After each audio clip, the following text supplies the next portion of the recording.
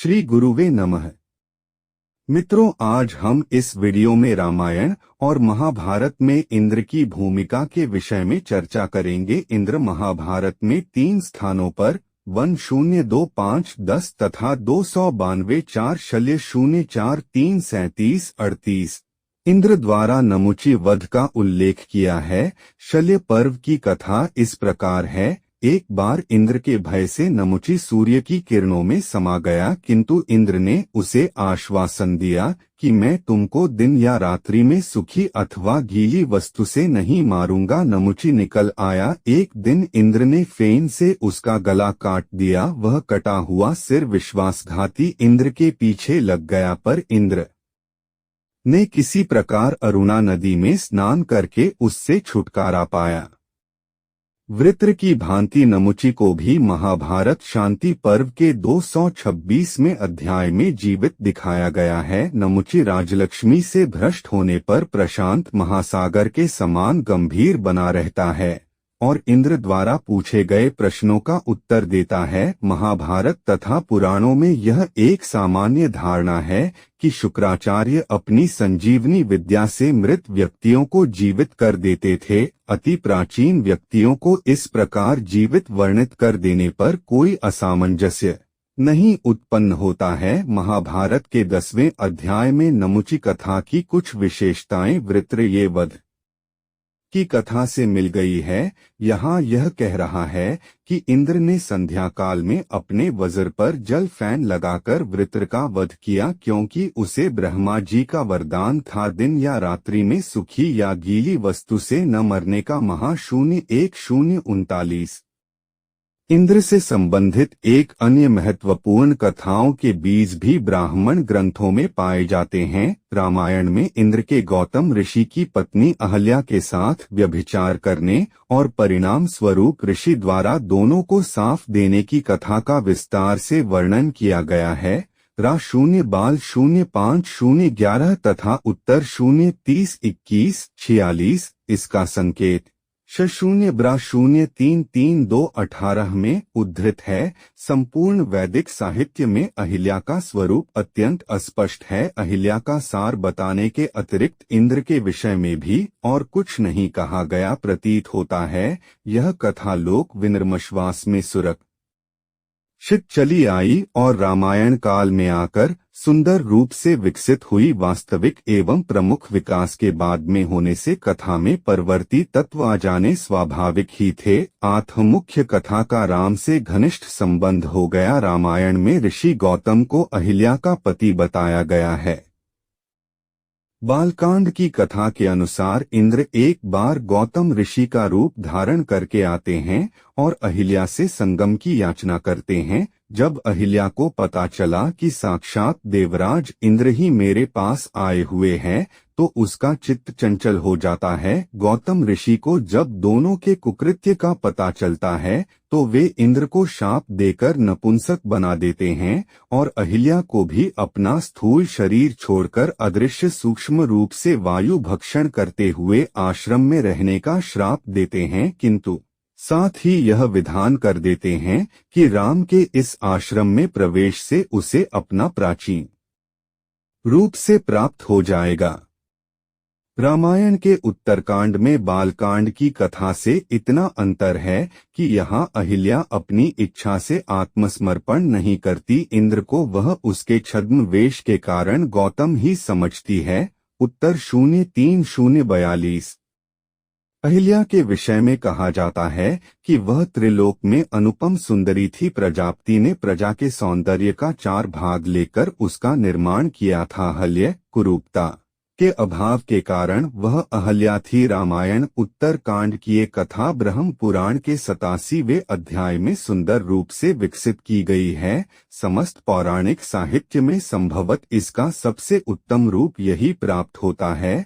जहाँ तक कि इस कथा के भौतिक अथवा देव शास्त्रीय आधार का प्रश्न है, उसकी व्याख्या मीमांसकों ने बहुत पहले ही संतोषजनक रूप से कर दी थी। जैमिनी सूत्र 9:1 42 से 44 की बात क्या करते हुए तंत्रवार्तिक में कुमारिल भट्ट ने कहा है कि अहल्या शब्द रात्रि का वाची है। अहन या दिन में लीन हो जाने के कारण रात्रि अहल्या कहलाती है और सूर्य ही इंद्र है। जार का अर्थ है क्षीण करने वाला या नष्ट करने वाला, क्योंकि यह शब्द जव्योहानो धातु से बना है। रात्रि को क्षीण करने के कारण सूर्य रूपी इंद्र को अहल्या का जार कहते हैं।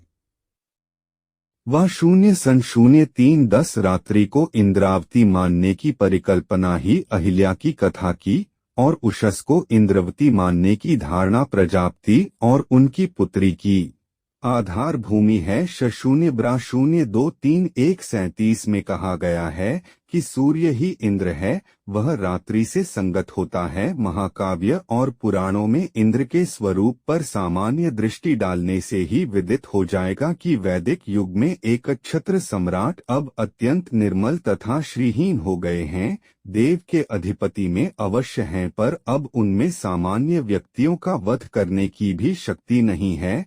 यहाँ तक कि कई बार तो पृथ्वी के सामान्य मर्त्य उनसे अधिक शक्तिशाली सिद्ध होते हैं। महाभारत आदि के 226वें अध्याय में खांडव दाह की घटना को लेकर इंद्र और अर्जुन में घोर युद्ध होता है, जिसमें अर्जुन अपने गांडीव के तीक्ष्ण बाणों से इंद्र को पराजित कर देते हैं। 226-3 निवातकवच दानवों का वध करने में जब इंद्र असमर्थ रहते हैं तो वे अर्जुन को पृथ्वी से बुलाते हैं और उनका स्वागत सत्कार करते हैं। 1-0-4-3-8-15 कभी कभी अपने स्वार्थ के लिए उन्हें अत्यंत अपमानजनक कार्य भी करने पड़ते हैं। शशाद के पुत्र पुरंजय के पास जब वे राक्षसों का वध करने की प्रार्थना लेकर पहुंचते हैं तो वह कहता है कि यदि आप वृषभ बने तो मैं आपके ऊपर बैठकर युद्ध कर सकता हूं। विष्णु पु 0-4-228-32 और इंद्र को कार्य सिद्धि के लिए यह सब करना पड़ता है। इंद्र की सामर्थ्य अब इतनी क्षीण हो चुकी है कि कोई भी वीर उन्हें युद्ध में बंदी बना लेता है। ब्रह्म पुराण के 129वें अध्याय में हिरण्य राक्षस से उनकी पराजय होती है और भीषण अपमान के पश्चात उसके पास उन्हें मुक्ति मिलती है। रामा 0-0-2-9-30 में रावण का पुत्र मेघनाथ उन्हें जीतकर इंद्रजीत की उपाधि प्राप्त करता है। विष्णु पुराण 5-30 में इंद्र और कृष्ण का घोर युद्ध होता है, क्योंकि कृष्ण अपनी पत्नी सत्यभामा के लिए उनके नंदनवन से परिजात का वृक्ष उखाड़ कर ले जाने के लिए उद्धत होते हैं। इस युद्ध में इंद्र की कृष्ण से करारी हार होती है। मत्स्य पुराण 145-47 में दिति पुत्र वज्रागन इंद्र को उसी प्रकार बांध लेता है जैसे सिंह किसी शूद्र मृग को दबोच लेता है। इंद्र अत्यंत ईर्ष्यालु है। उनकी किसी भी पार्थिक राजा की उन्नति देखकर उसे नष्ट करने की चेष्टा रहती है। उनकी इंद्रत्व की प्राप्ति का कारण केवल यही है कि वे केवल 100 अश्वमेघ यज्ञ कर चुके हैं। जो इतने यज्ञ कर लेता है वह इंद्र पद का भागी हो जाता है। इंद्र शब्द अब एक सामान्य वाची है और एक सामान्य पद का बाकी है जिसे कोई भी प्राप्त कर सकता है। भाग 0-8-1-1-10 में विभिन्न मनवंतरों में होने वाले अनेक इंद्रों का उल्लेख किया गया है।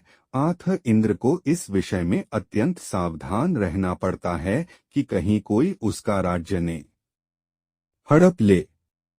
इंद्र अपने पद के विषय में अत्यंत सशंक रहते हैं। उन्हें सदा बना रहता है कि कहीं कोई से छीन न ले। जब भी कोई तपस्या करता है तो उसमें विघ्न डालने के लिए अप्सराओं को भेजते हैं। विश्वामित्र तथा कंडू, विष्णु 0-1-15-12 आदि की कथाएं इस संबंध में प्रसिद्ध है।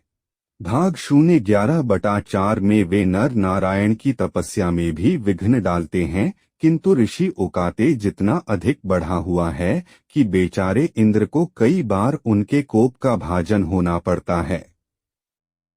मित्रों, अगर यह वीडियो आपको अच्छी लगी हो तो कृपया इसे लाइक शेयर करें व चैनल को सब्सक्राइब करें। धन्यवाद।